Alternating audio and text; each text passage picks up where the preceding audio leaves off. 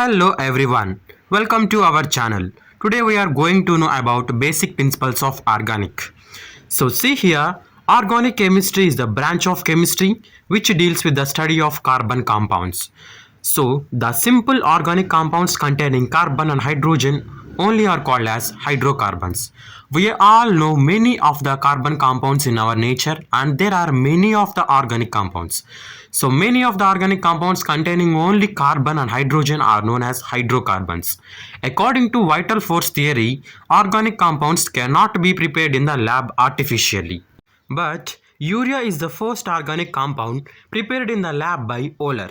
So how he prepared? He taken ammonium cyanide NH4CNO. So this on long standing and on tautomerization it converted into urea NH2CONH2. So first organic compound prepared from its elements in the laboratory is CH3COOH, it is acetic acid and it was prepared by Kolbe. And second organic compound prepared from its elements in the lab is CH4, it's methane. It was prepared by Berthelot. So for the carbon there is a special property, that is catenation. So what is catenation? The ability of carbon atom to form long chains or rings is known as catenation.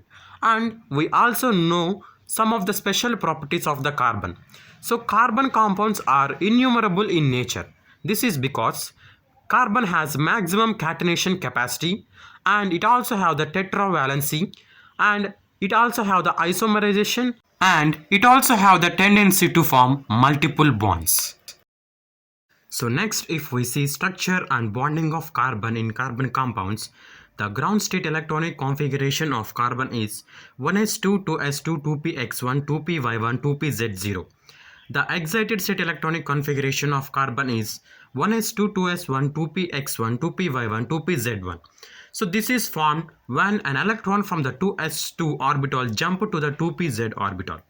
So carefully note it, the energy of excitation of the carbon atom is 501.6 kilojoule mole inverse. We all know that in organic compounds, carbon atom undergoes three types of hybridizations.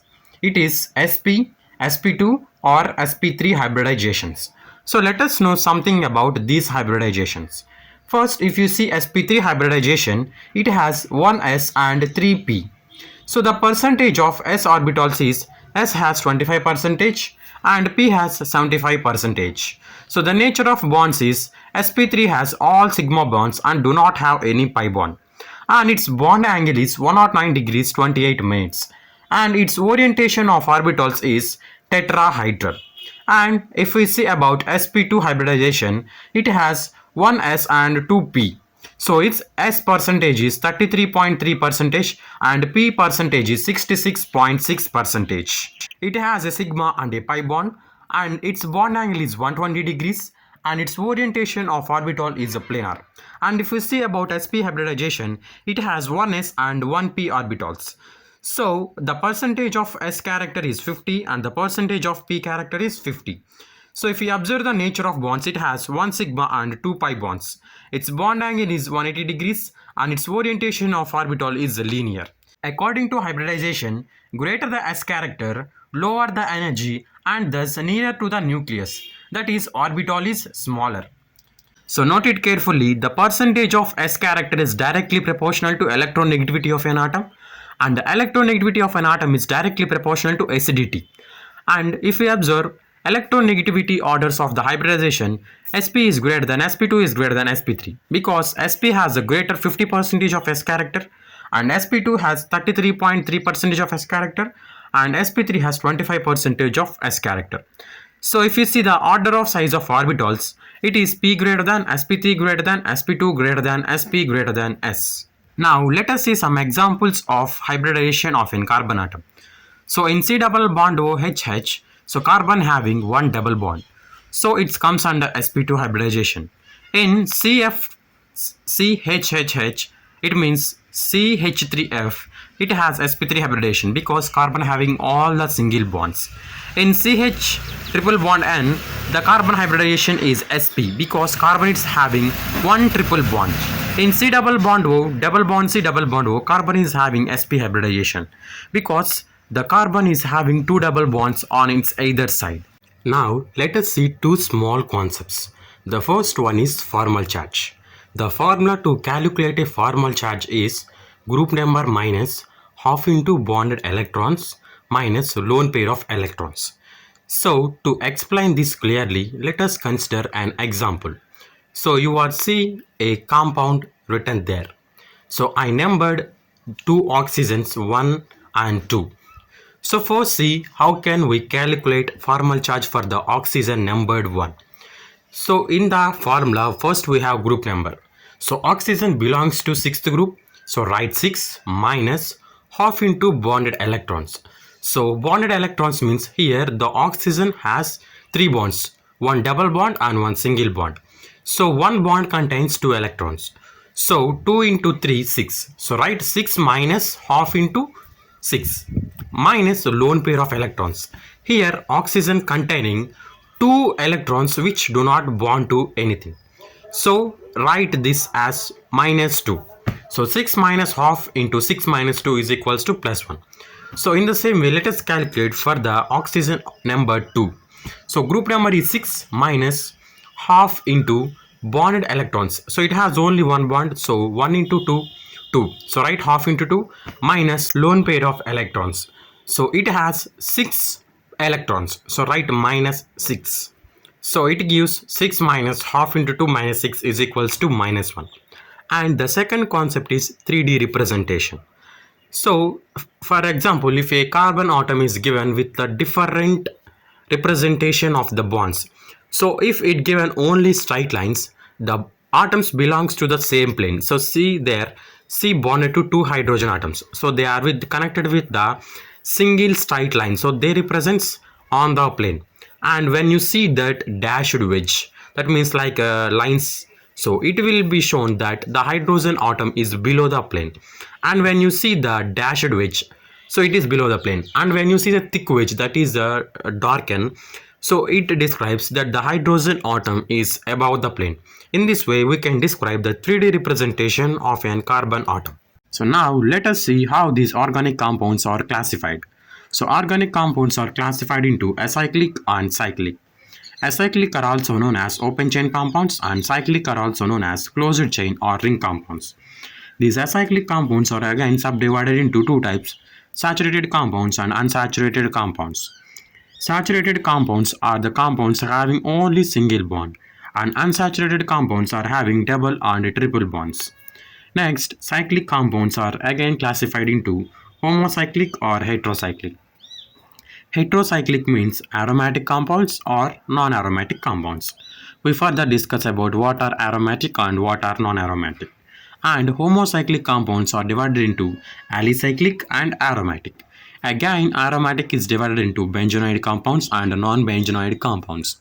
So what are benzenoid compounds? The compounds containing benzene ring are called as benzenoid compounds, and the compounds which do not have benzene are called as non-benzenoid compounds. Now let us see about aromaticity.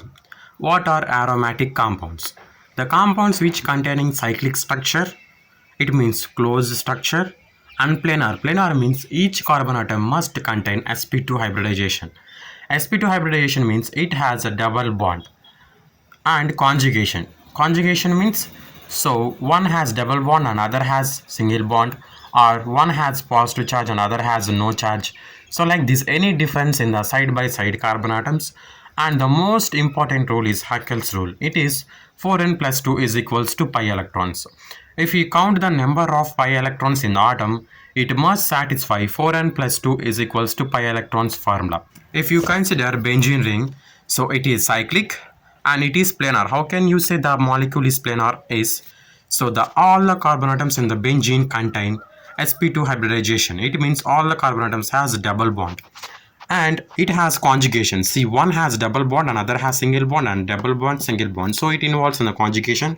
Satisfies 4n plus 2 is equals to pi electrons. To verify that, first count the number of double bonds in the benzene atom.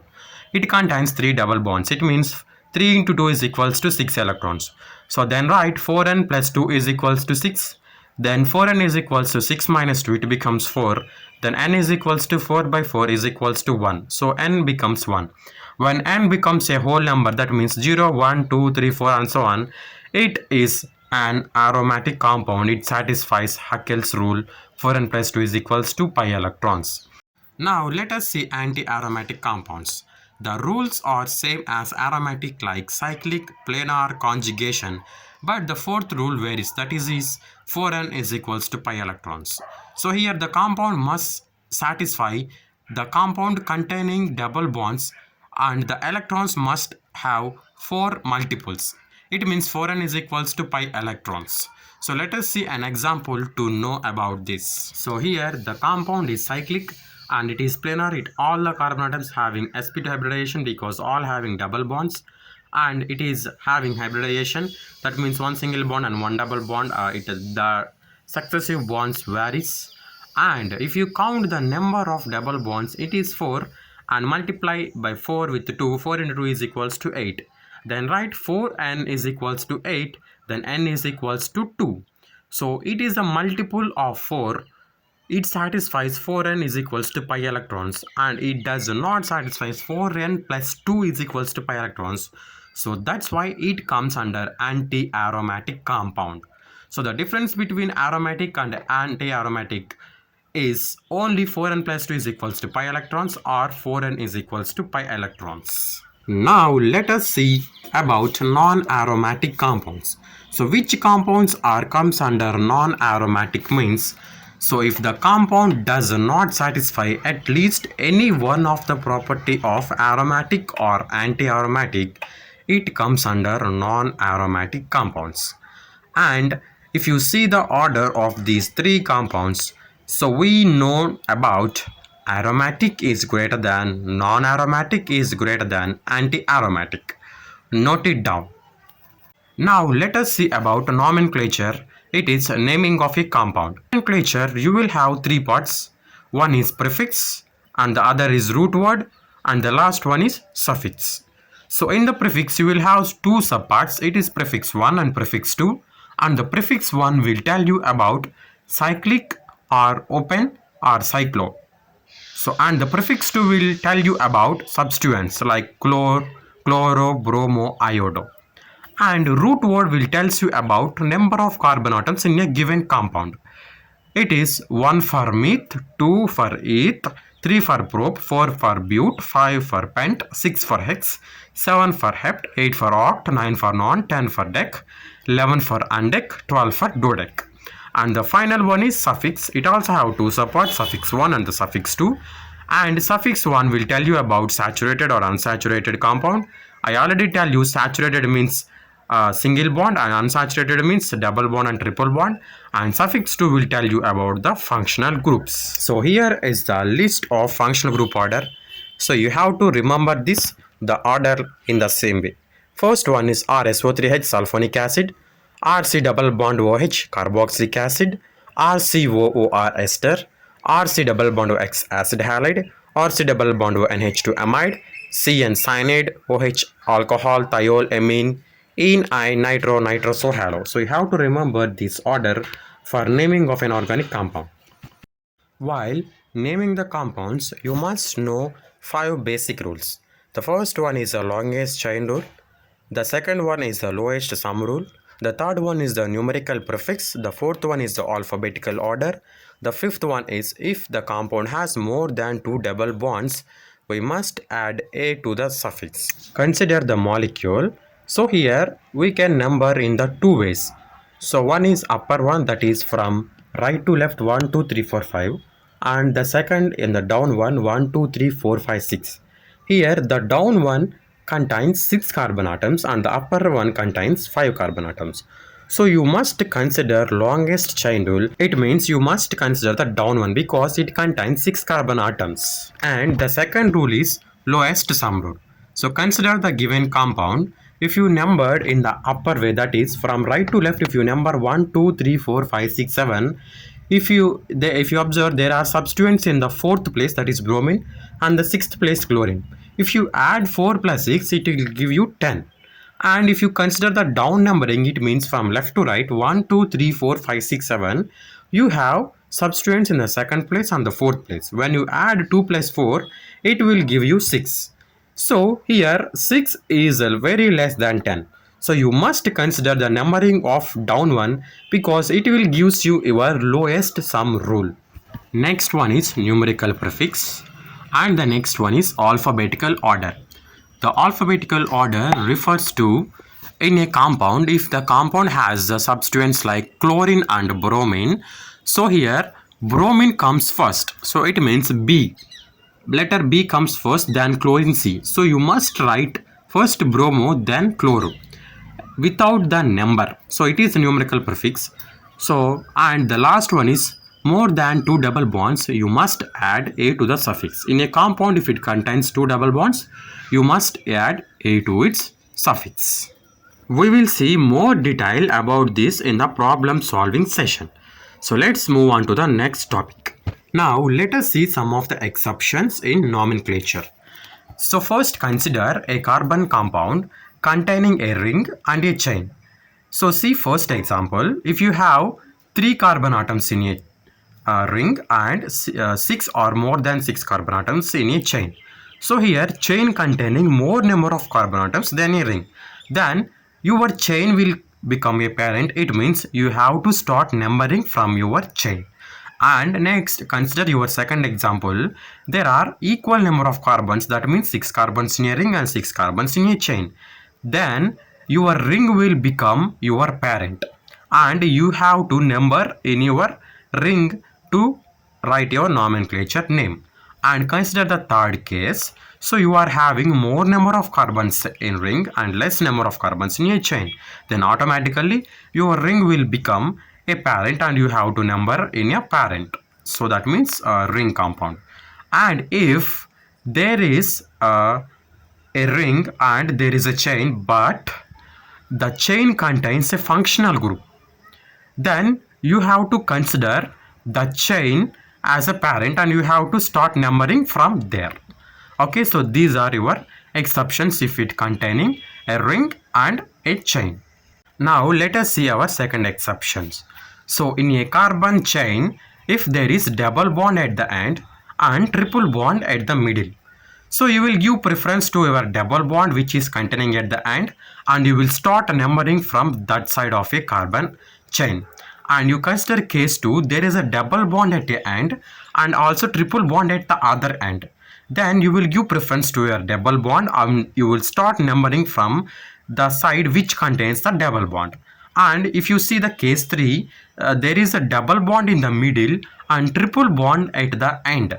So again, in this case, you will give preference to a triple bond which is containing at the end and you will start numbering from the end of your carbon atom. Now, let us see the third exceptional case. So here, consider the first compound. It has 2 acid groups attached at the both ends. Now, when you number it, so you can number the carbon atoms which contains in the acid group. So you can start from one end and end at the other end 1, 2, 3, 4. Now consider the second one. So it has 4 carbon atoms and 3 acid groups attached along with it. So one at the down and other 2 at the both sides. So in this type of compounds, you do not number the carbons which contained in the acid groups. So the rule is if a carbon compound contains more than 2 acid groups, so you must not give number to that carbon atom. So they must attach directly to the carbon atom. So these 3 are the main exceptions which you can see in the nomenclature.